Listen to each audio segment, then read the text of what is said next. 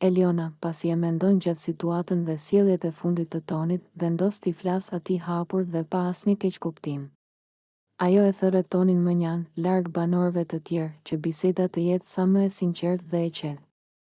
Toni shkon me shpresë se ndoshta ajo ka reflektuar ndryshe, por në fytyrën e Elionës duket qartë se ajo ka marrë një vendim të prerë. Me një ton të butë, por të vendosur, ajo fillon t'i shpjegojë: Toni, unë dua të jem e sinqert me ty, më vjen keq nëse të kam dhënë ndonjë shpresë apo keqkuptim, por unë nuk kam pëlqim për ty as tani, as në të ardhmen. Nuk është se kam diçka kundër teje personalisht, thjesht nuk më lind ajo ndjenjë. Toni e dëgjon i heshtur, pak i ulur në vetvete, ndërsa përpiqet të mos tregojë shumë zhgënjim. Eliona vazhdon, duke dashur të mos e lëndoj më shumë se ç'duhet: unë nuk kam ndërmend të lidhem me askën këtu brenda.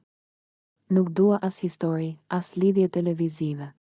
S'jam këtu për romanca, as për të krijuar marrëdhënie që nuk i ndjej. Dua të rri në lojën time, të fokusohem te vetja dhe të mos ngatërohem me këto gjëra. Ajo ja hedh një vështrim të sinqert, duke treguar respekt, të vlerësoj si djalë, por kaq është. Më mirë ta dish tani, se sa të zvarritet kjo situatë dhe të mërzitemi të dy. Toni merr frymë thellë, pak i goditur nga fjalët e saj. Por përpiqet të buzëqesh lehtë dhe t'i thotë se e kupton. Edhe pse brenda ti ndihet keq, ai tenton të ruajë krenarinë. Eliona ngrihet, e prek lehtë në krah në shenjë respekti dhe largohet, duke e lënë Tonin të mendojë i vetëm, ndërsa banorët e tjerë fillojnë të dyshojnë se diçka serioze ka ndodhur mes tyre.